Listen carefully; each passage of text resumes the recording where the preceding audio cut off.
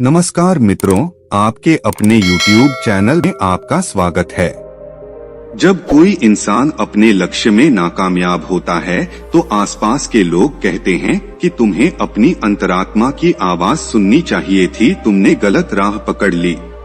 अगर तुम अपनी अंतरात्मा की आवाज सुनते तो तुम अपने रास्ते से कभी नहीं भटकते। और यह बात हम में से लगभग हर एक इंसान ने अपने जीवन में एक ना एक बार तो जरूर सुनी होगी।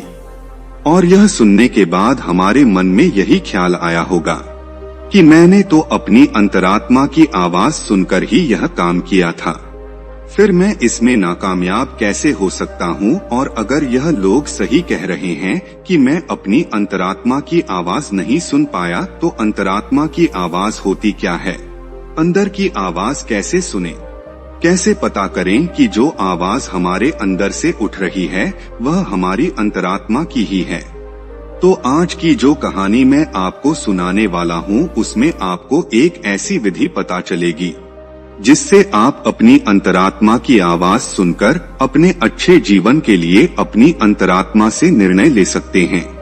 इससे पहले कि आप इस कहानी में खो जाएं, अपने चैनल को सब्सक्राइब जरूर कर लें। तो चलिए कहानी शुरू करते हैं। एक बार की बात है, तथागत गौतम बुद्ध अपने कुछ शिष्यों के साथ किसी गांव से भिक्षा लेकर लौट रहे थे। शाम का वक्त हो चुका था। पक्षी अपने घोंसलों की तरफ उड़ान भरने लगे थे। बुद्ध और उनके शिष्य चलित ध्यान करते हुए चले जा रहे थे कि तभी बुद्ध को किसी के रोने की आवाज सुनाई दी। वह आवाज झाड़ियों के सन्नाटे को चीरती हुई आ रही थी। बुद्ध ने तुरंत अपने शिष्यों को रुकने के लिए इशारा किया और खुद उस झाड़ी की तरफ बढ़ना शुरू कर दिया। उनके शिष्य उन्हें देखकर चिंतित हो रहे थे, लेकिन बुद्ध ने उस झाड़ी की तरफ बढ़ना जारी रखा। तभी झाड़ियों के पीछे बुद्ध ने एक आदमी को खड़े हुए देखा। उसके सामने एक बहुत गहरी खाई थी और वह बुरी तरह से रो रहा था। वह अपना कदम उस खाई की तरफ आगे बढ़ाने ही वाला था कि तभी बुद्ध ने उन्हें पीछे से पुकारा। बुद्ध ने कहा कि नौजवान, लगता है तुम आत्महत्या करने के इरादे से यहाँ पर आए हो, लेकिन तुम आत्महत्या करने से पहले मेरे इन शिष्यों पर एक उपकार कर सकते हो। मरते मरते एक अच्छा काम तो कर ही जाओ। वह आदमी बुद्ध की शांत चेहरे को देखकर पूछता है कि मैं भला उनका क्या उपकार कर सकता हूँ। यह सुनकर बुद्ध ने कहा कि तुम अपनी आत्महत्या करने के पीछे का कारण इन्हें बता दो, ताकि यह भविष्य में वो गलती कभी ना करें जो तुम कर रहे हो। यह बात चोट करने वाली थी। कुछ देर के लिए वहाँ पर सन्नाटा छाया रहा और उसके बाद उस आदमी ने अपना कदम पीछे हटा लिया और उसने कहना शुरू किया। उसने कहा कि आज से 10 साल पहले मैं एक किसान हुआ करता था, खेती बाड़ी करता था और अपना घर चलाता था। उस वक्त मेरे पास धन कम होता था, लेकिन फिर भी मेरे परिवार का गुजारा आराम से चल जाता था। लेकिन मेरी पत्नी अक्सर मुझे ताने देते हुए कहती थी कि हमारे बच्चे बड़े हो रहे हैं, क्या इनके लिए तुम धन नहीं कमाओगे? जब तक हम दोनों जी रहे थे तब तक हमें कोई चिंता नहीं थी। हमारा काम इस खेती बाड़ी में चल जाता था, लेकिन अब जैसे जैसे यह बच्चे बड़े होंगे, इनकी पढ़ाई लिखाई का खर्चा हम कहाँ से उठाएंगे? तुम पैसे कमाने की कोई और व्यवस्था ढूंढो। इस तरह के ताने रोज सुन सुनकर मैं परेशान हो गया था।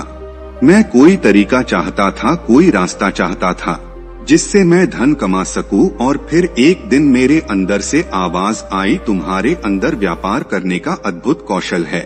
और यह ख्याल जब मेरे दिमाग में आया तो मैंने अपनी सारी जमीन बेचकर व्यापार शुरू करने का इरादा बनाया। मुझे पक्का यकीन था कि मैं व्यापार में जरूर कामयाब हो जाऊंगा, क्योंकि वह आवाज मेरे अंतर्मन से उठी थी, मेरी अंतरात्मा से निकली थी।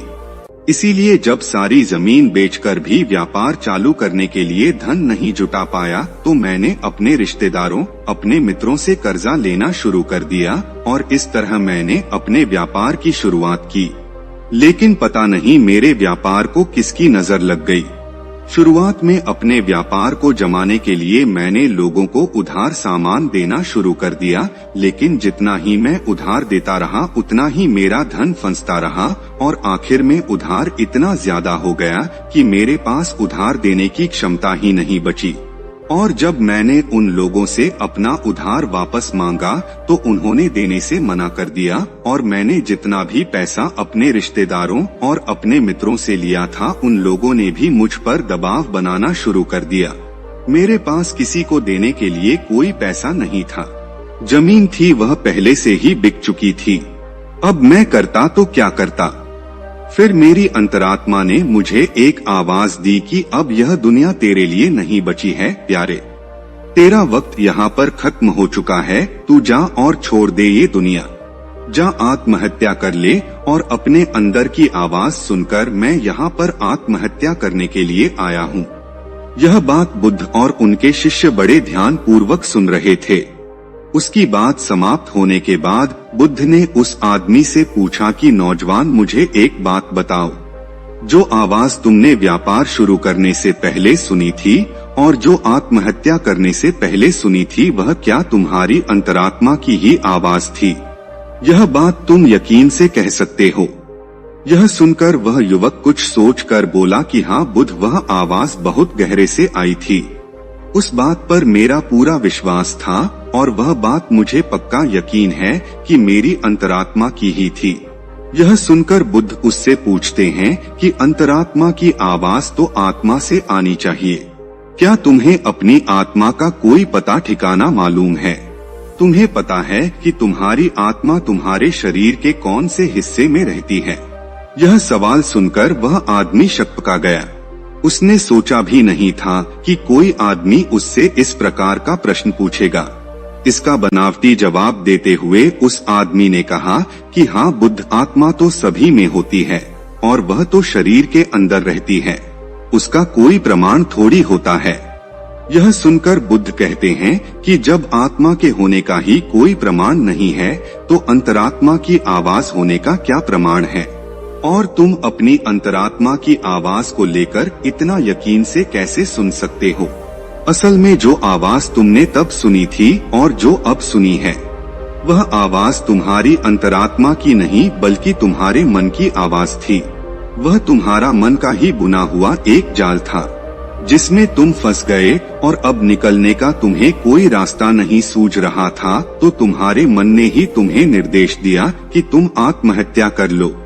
ध्यान रखना, अंतरात्मा तुम्हें कभी भी हिंसा वाला रास्ता नहीं दिखाएगी। आत्मा तो शुद्ध होती है, निर्मल होती है, वह भला किसी को हिंसा के रास्ते पर कैसे भेज सकती है? और तुम आत्महत्या करने का फैसला लेकर हिंसा का रास्ता अपना रहे हो। यह उत्तर सुनकर उस आदमी के मन को थोड़ी ठंडक मिली। वो बुद्ध से और बातें करने के लिए उत्सुक हो गया। इसके बाद उस आदमी ने पूछा कि हे महाशय, आप मुझे बहुत ज्ञानी मालूम होते हैं, क्या आप मुझे अपनी अंतरात्मा की आवाज सुनने का कोई मार्ग दिखा सकते हैं जिससे मैं अपने जीवन के अंधकार से बाहर आ सकूं? इसका जवाब देते हुए बुद्ध कहते हैं कि कोई दूसरा आदमी तुम्हें तुम्हारी अंतरात्मा की आवाज कैसे सुनवा सकता है? आत्मा तुम्हारी है तो अंतरात्मा की आवाज भी तुम्हें ही सुननी होगी। कोई दूसरा आदमी तुम्हें वो आवाज नहीं सुनवा सकता। अगर वो सुनवाएगा तो वह झूठ होगा, वह भ्रम होगा। अगर तुम सचमुच अपनी अंतरात्मा की आवाज सुनना चाहते हो तो तुम्हें सचेत होना पड़ेगा, तुम्हें जागना पड़ेगा, तुम्हें होश से भरना होगा। अभी तक तुमने सोए सोए ही अपना जीवन बिताया है, लेकिन अपनी अंतरात्मा की आवाज सुनने के लिए तुम्हें जागना होगा। अभी तो तुम्हें इन पक्षियों की चहचहाट भी नहीं सुनाई देती, किसी के हाथ का स्पर्श भी तुम्हें महसूस नहीं होता। अभी तुम संवेदना के स्तर पर भी बहुत नीचे हो। सबसे पहले तुम्हें अपनी संवेदनशीलता बढ़ानी होगी, तुम्हें होश से भरना होगा और इसके लिए तुम्हें वर्तमान में जीना होगा और तब तुम महसूस कर पाओगे इन हवाओं के झोंकों को, इन पक्षियों की चहचहाहट को, इस आसमान को, सूर्य की किरणों को, तालाब को। तब तुम्हें यह सारी तरंगे महसूस होने लगेंगी। इसके लिए निरंतर अभ्यास करो, इसके लिए निरंतर ध्यान का अभ्यास करो। ध्यान का अभ्यास करने से मन निर्मल बनता है, मन शांत बनता है और मन जितना ही शांत होगा उतना ही संवेदनशील भी होगा। यह कहकर बुद्ध एक पत्थर उठाते हैं और पास के एक तालाब में फेंक देते हैं। पत्थर फेंकने के बाद बुद्ध उस आदमी से पूछते हैं कि अभी तुमने तालाब में क्या हलचल देखी? यह सुनकर वह आदमी कहता है कि मैंने देखा कि एक पत्थर तालाब में जाकर गिरा और उसमें डूब गया। यह सुनकर बुद्ध कहते हैं कि यह सारी चीजें तुमने ऊपर ऊपर से देखी है। पानी के नीचे क्या हो रहा है यह तुम्हें अभी नहीं मालूम, और जब तक इस पानी के ऊपर की काई नहीं हटेगी, जब तक तुम्हें मालूम भी नहीं होगा कि पानी के नीचे क्या चल रहा है।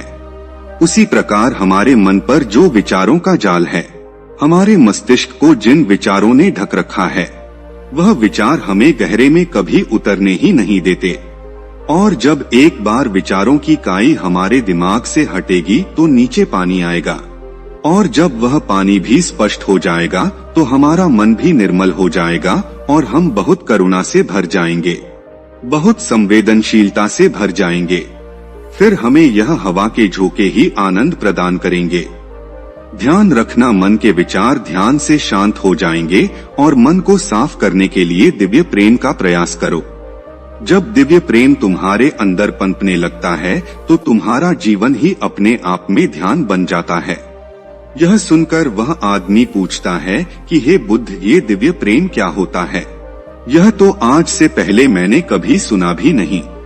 उसका जवाब देते हुए बुद्ध ने कहा कि दिव्य प्रेम किसी विषय वस्तु से नहीं बंधा होता, ना वो किसी लालच से जुड़ा होता, ना किसी आकांक्षा से जुड़ा होता। वह तो सर्वत्र होता है, वो तो सभी से होता है, पक्षियों से, फूलों से, जानवरों से, इंसानों से, पेड़ पौधों से, उन सब के लिए जब तुम्हारे मन से प्रेम उमड़ने लगता है तो वही दिव्य प्रेम बन जाता है। अगर तुम उसका अभ्यास करना चाहते हो तो उसकी शुरुआत अभिनय से करो। जब भी तुम्हारे पास समय हो तुम खाली बैठ जाओ और यह अभिनय करो, यह सोच बनाओ कि तुम किसी पेड़ की तरफ प्रेम की तरंगे भेज रहे हो और वापस में वो पेड़ भी तुम्हारी तरफ प्रेम की तरंगे भेज रहा है। उसके बाद जैसे जैसे तुम यह अभ्यास करते जाओगे दिव्य प्रेम उमड़ने लगेगा और धीरे धीरे वह दिव्य प्रेम सर्वत्र हो जाएगा, सभी के लिए हो जाएगा। और उसके बाद तुम्हें अपनी आत्मा की झलक मिलेगी। तब तुम्हें पता चलेगा कि आत्मा क्या होती है और अंतरात्मा की आवाज क्या होती है। लेकिन उसके लिए तुम्हें अपने मन के जाल को काटना होगा, जो कि ध्यान या दिव्य प्रेम दोनों से संभव हो सकता है। यह प्रवचन सुनने के बाद वह आदमी बुद्ध के पैरों में गिर जाता है और अपनी आत्महत्या करने के विचार के बारे में बुद्ध से माफी मांगता है। दोस्तों, आप हमारे प्रवचन सुनकर ज्ञान ग्रहण करते हैं, लेकिन ज्ञान तब तक असली ज्ञान नहीं होता जब तक वह अनुभव के स्तर पर न उतर जाए। आज की कहानी में हमने प्रेम के बारे में जाना और यह भी जाना कि दिव्य प्रेम का अभ्यास कैसे किया जाता है। मैं चाहता हूं कि आप दिव्य प्रेम का अभ्यास करें, जैसा कि इस कहानी में बताया गया है। तो दोस्तों, यह कहानी आपको कैसी लगी हमें कमेंट सेक्शन में जरूर बताना, और अच्छी लगी हो तो इस चैनल को सब्सक्राइब जरूर कर लेना।